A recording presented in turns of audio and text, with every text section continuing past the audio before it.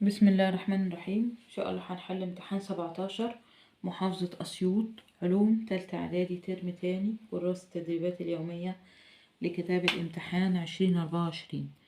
السؤال الأول أكمل. رقم 1: عندما تقل كمية اليود في الطعام يقل إفراز هرمون. مين الهرمون اللي بيرتبط بعنصر اليود؟ هرمون الثيروكسين. طيب رقم 2: يتحول لون أكسيد الزئبق من اللون الأحمر إلى اللون نقط بالتسخين. لما نسخن ال HGO ينتج ال HG فضي زائد ال O2، إذا يتحول إلى اللون الفضي. طيب رقم 3: هرمون الجلوكاجون يحفز خلايا نقط على إطلاق سكر الجلوكوز المختزن بها. يحفز خلايا الكبد.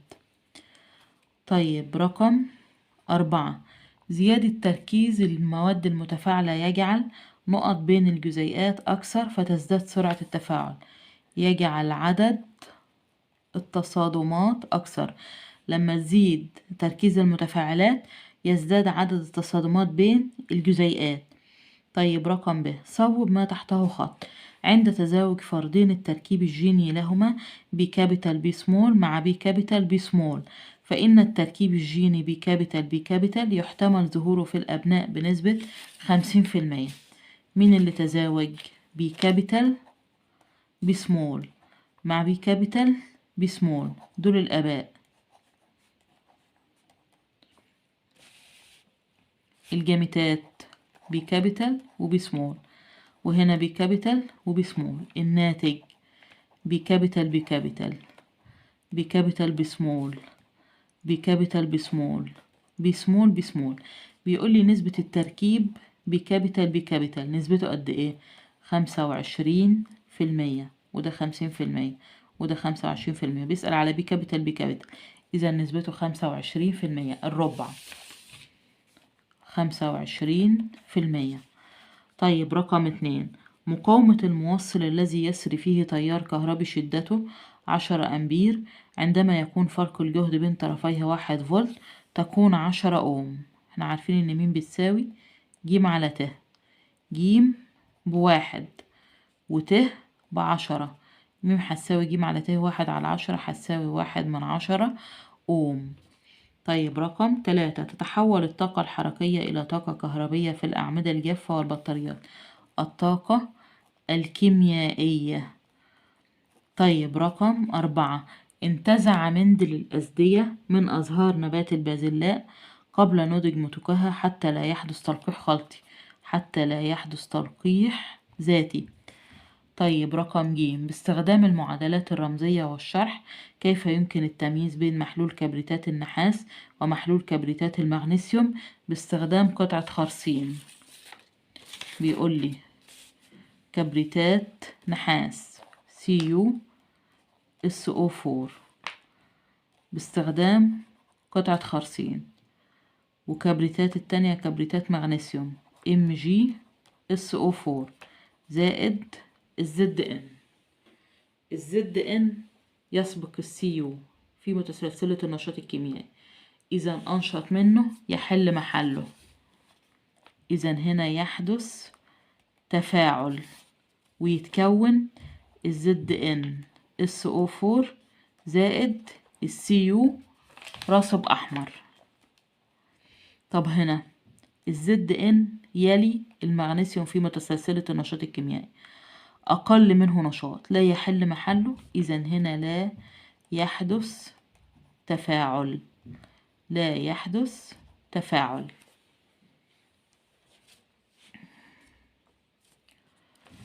هقول له في المعادلة الأولى الZn يسبق الCu في متسلسلة النشاط الكيميائي، أنشط منه يحل محله في محلوله، ويترسب النحاس الأحمر، ويترسب النحاس الأحمر. أما الZn يلي الMg، أقل منه نشاط لا يحل محله، فبالتالي لا يحدث تفاعل. لا يحدث تفاعل في الأنبوبة اللي فيها إيه؟ كبريتات المغنيسيوم. طيب بعد كده السؤال التاني، اختر من العمود B ما يناسب العمود A وأعد كتابة العبارة الكاملة. رقم 1، عند إضافة محلول كربونات الصوديوم إلى حمض الهيدروكلوريك المخفف، كربونات الصوديوم اللي هي Na2CO3 زائد ال HCl يتكون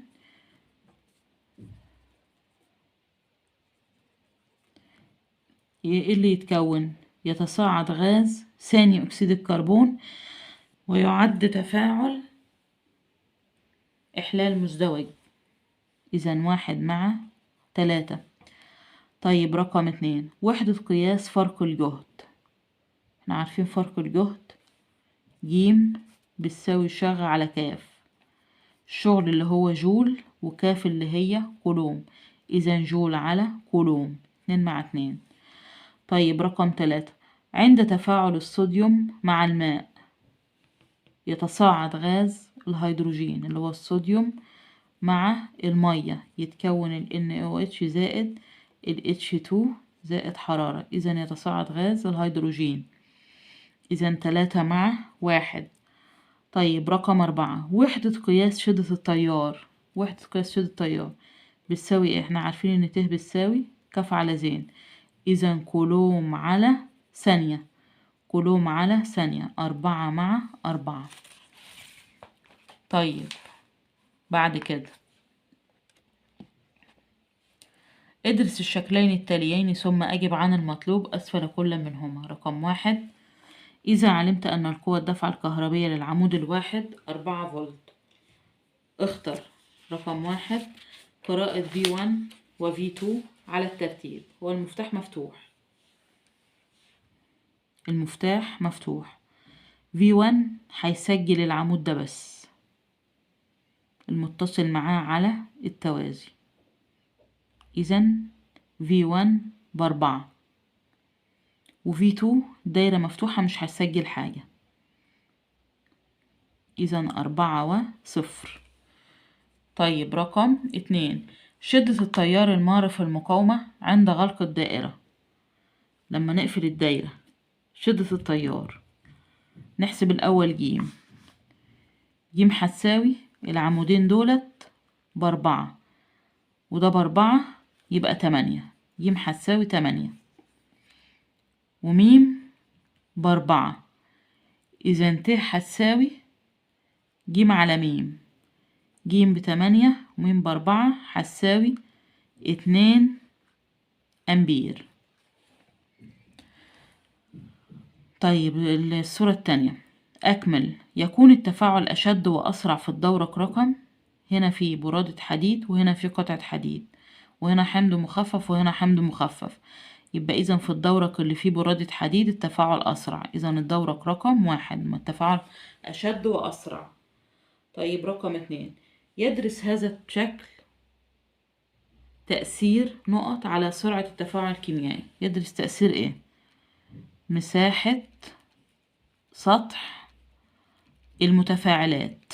هنا في الدورق اللي فيه برادة حديد مساحة السطح كبيرة، فبالتالي مساحة السطح المعرض للتفاعل كبيرة، فبالتالي تزداد عدد الجزيئات المتفاعلة ويزداد سرعة التفاعل عن الدورق التاني اللي فيه قطعة الحديد. طيب رقم ج، علل لما يأتي. للغدتين الكظريتين دور مهم عند تعرض الإنسان لحالات الطوارئ. ليه؟ عشان الغدة الكظرية تفرز هرمون الأدرينالين، يبقى لأن الغدة الكظرية تفرز هرمون الأدرينالين الذي يحفز الجسم للاستجابة لحالات الطوارئ. طيب بعد كده علل أنوية ذرات العناصر المشعة غير مستقرة. ليه أنوية ذرات العناصر المشعة غير مستقرة؟ ليه؟ لأنها لأن أنوية ذراتها تحتوي على عدد من النيوترونات يزيد عن العدد اللازم لاستقرارها، فتصدر إشعاعات غير مرئية للتخلص من الطاقة الزائدة. يبقى العناصر المشعة عندها في النواة عدد من النيوترونات يزيد عن العدد اللازم لاستقرارها، عدد كبير، فبالتالي عايزة تتخلص من الطاقة الزيادة ديت، فتفرز إشعاعات غير مرئية للتخلص من الطاقة الزائدة. طيب السؤال الثالث، اختر الإجابة الصحيحة مما بين الإجابات المعطاة. رقم 1، عندما تفقد ذرة الصوديوم إلكترون في مستوى طاقتها الخارجي فإنها تتأكسد. أيوة، لما بتفقد إلكترون بتتأكسد، واللي يتأكسد يصبح عامل مختزل، إذا تعتبر عامل مؤكسد غلط. تختزل غلط، تتأكسد وتعتبر ده اللي يتأكسد يصبح عامل مختزل، إذا الاختيار رقم ألف، تتأكسد. طيب رقم 2، يستخدم الريوستات المنزلق في نقط بالدائرة الكهربية. قياس شدة التيار غلط، قياس فرق الجهد غلط، قياس المقاومة غلط، الأميتر هو اللي بيقيس المقاومة. تغيير قيمة المقاومة صح، الريوستات بيغير قيمة المقاومة. طيب رقم 3، يستخدم نقط لتوليد تيار كهربي متردد. الدينامو، أيوة الدينامو، إنما العمود الجاب بيولد تيار مستمر. الأميتر ملوش علاقة والفولتميتر ملوش علاقة. طيب رقم 4، المادة التي تغير من سرعة التفاعل الكيميائي دون أن تتغير تسمى عامل مؤكسد ولا عامل حفاز ولا عامل مختزل ولا عامل نشط؟ المادة التي تغير من سرعة التفاعل تسمى عامل حفاز. طيب رقم 5، قد يؤدي نقص فيتامين أ الناتج عن سوء التغذية إلى مرض السرطان ولا فقدان البصر ولا الصمم ولا شلل الأطفال؟ فقدان البصر. طيب بعد كده رقم ب، ضع علامة صح أمام العبارة الصحيحة وعلامة خطأ أمام العبارة الخطأ مع تصويب الخطأ إن وجد. تتحكم الجينات في إظهار الصفات الوراثية للكائن الحي بإنتاج فيتامينات. غلط، بإنتاج بروتينات. طيب رقم 2، التفاعل الكيميائي هو كسر الروابط في جزيئات المواد الناتجة. غلط، ده كسر جزيئات في المواد المتفاعلة وتكوين روابط جديدة في جزيئات المواد الناتجة. طيب رقم 3، الفرد الذي يرث جين واحد فقط لصفة الشعر الناعم لا تظهر عليه هذه الصفة. صح، لأنها صفة متنحية. لو ورث جين واحد متنحي مش هتظهر الصفة، لازم الجينين يكونوا زي بعض متنحي. طيب رقم 4، المركبات الأيونية تكون سريعة في تفاعلاتها. صح. طيب رقم ج، احسب شدة التيار الكهربي المار في موصل فرق الجهد بين طرفيه 2.5 فولت عند بذل شغل قدره 150 جول لنقل كمية من الكهربية خلال دقيقتين. عاوز ت،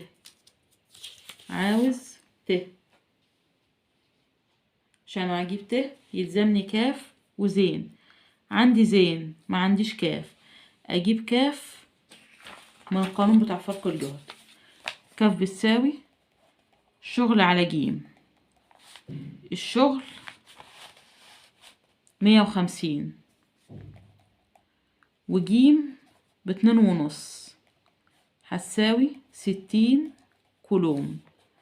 وبعدين ت بتساوي كاف على زين، كاف ب60 وزين دقيقتين 120 هتساوي نص أمبير.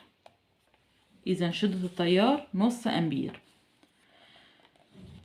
طيب السؤال الرابع، اكتب المصطلح العلمي الدال على كل عبارة من العبارات الآتية. رقم 1، الصفات التي تنتقل من جيل لآخر.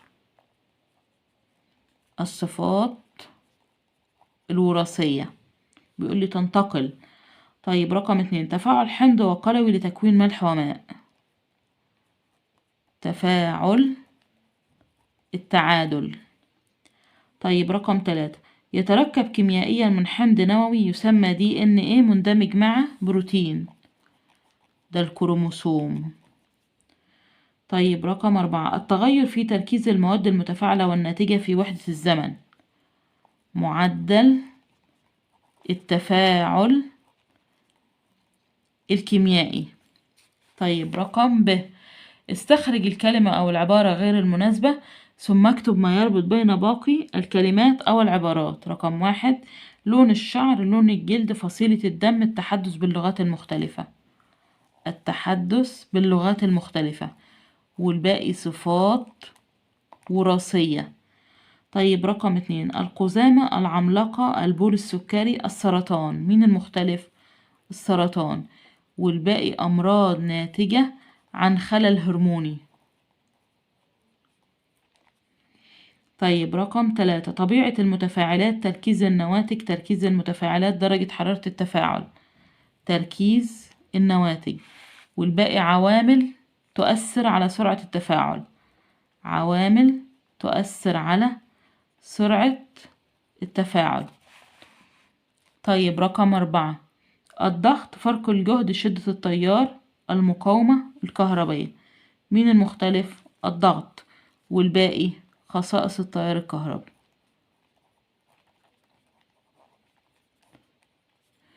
طيب رقم ج، تزوج رجل وامرأة وأنجبا ولدين وبنتين، نصفهم ذات عيون واسعة والنصف الآخر ذو عيون ضيقة. فسر ذلك على أسس وراثية، علما بأن صفة العيون الواسعة W capital والسائدة على صفة العيون الضيقة W small.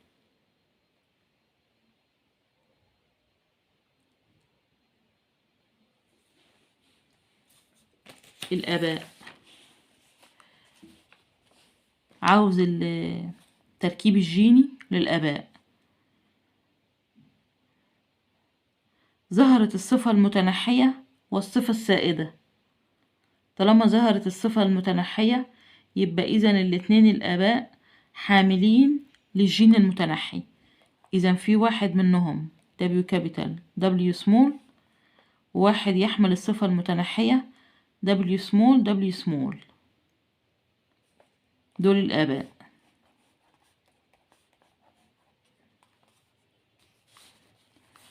الجاميتات W capital W small W small.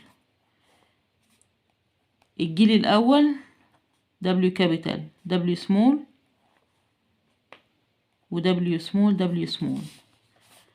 50% ضيق العيون و50% واسع العيون. إذن الآباء واحد ضيق وده عيون واسعة. نسبة الناتج 50% و50%، 1:1. شكرا لكم.